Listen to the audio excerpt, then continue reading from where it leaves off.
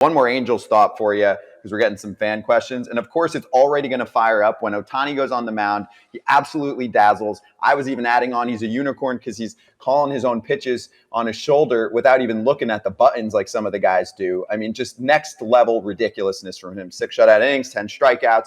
Already, of course, you get the, hey, where's he going? So, for example, BC in the YouTube chat said, does Ken think the Dodgers freed up all those wages because they expect to sign Ohtani? And just as many questions, even in the past 24 hours, Ken, about, hey, if the Angels season doesn't go the way that they think it's going to go, then is this guy legitimately going to be dealt? Because I know if they're contending at all, it sounds like Artie Moreno said they're going to keep him, or at least that's what they say.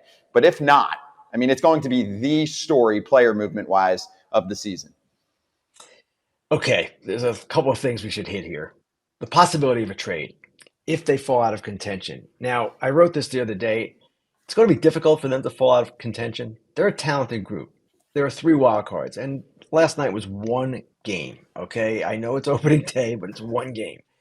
I do expect they're going to be a better team, and I do expect that they'll at least on July 15th or so have a shot at the wild card still.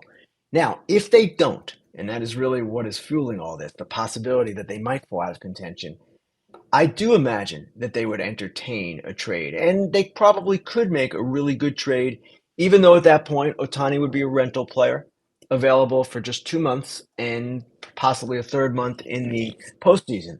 But if they were going to do that, they should have done it last summer. They could have made the same kind of trade that the Padres ended up making with the Nationals for Juan Soto. The Nationals ended up getting that great bounty from the Padres. That could have been the Angels' bounty. It would have transformed them in many ways. Now, they didn't choose that course. At the time, they weren't even for sale. Then they went for sale, and then they were taken off the market. So now they are back in Artie Moreno's hands, and he may very well, if they're out of contention, say, okay, let's trade him. And they may very well do okay, but they're not going to do as well as they would have done last summer. Now, as for the Dodgers, their payroll decisions this offseason were based on a number of things. One was their uncertainty over Bauer and how much they would have to pay him.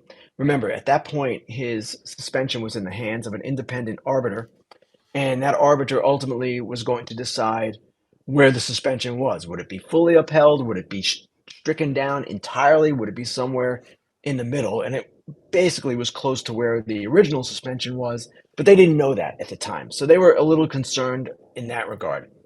They also had these young players, one of whom had a huge game last night, James Outman. He is someone they really like. Miguel Vargas is someone they really like. Pepio, they just put on the IL. He's the pitcher. They've got a number of pitchers they like as well. They've got other position players they like as well. They feel that this next wave is ready to come on now and become what the previous group was, the Bellinger, Will Smith, that group. So those were 2 factors. But to say that Ohtani was not a factor, I think that would be mistaken. Yes, they were trying to free up money as well. And at one point, they were looking to be below the luxury tax figure or threshold and reset for next year, which would have put them in an even better position, at least in terms of penalties, with a possible Ohtani signing. They're now over the tax, but at the same time, financially, yes, they have room for him. I mean, they have room for him anyway, but that was definitely part, I would think, of their decision-making process. I have one more before you jump on Ohtani. I read as we talked to you a couple days before, your season preview notes. Hey, here's some of the biggest storylines. And I think you put in there Ohtani in the offseason could get like 2 contracts. Is that ringing a bell there where it's pitcher and hitter? And I'm reading that. I actually wanted to ask you about that. It came up as you were talking about Ohtani. What did you mean by that? Well, what I said was, Scott, that if you trade for him, you're essentially trading for 2 players, right? You're trading for the starting pitcher and you're trading for the hitter, the designated hitter. And if that's the case in a trade consideration, wouldn't it be the case in a free agent consideration? Of course, you're signing both guys. And if that's the case, then would his agent be well served, or actually, would a team approach Ohtani and say, listen, we want to sign you to 2 separate contracts. One is a hitter, one is a pitcher. We don't know where this is going. Maybe in 5 years, you're not a pitcher anymore. Maybe in 5 years, you just take it another way entirely. I believe a team might want to do that, but if you're Otani, you're saying let's go.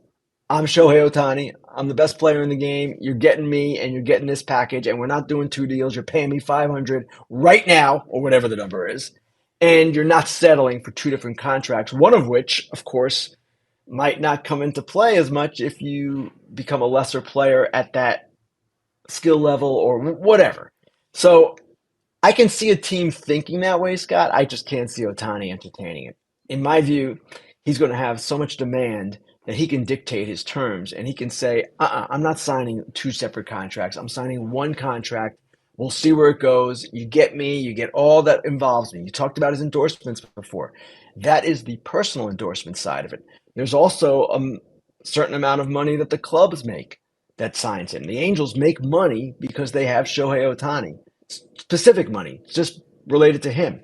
So he's going to do quite well, and he's not going to need two contracts to do it.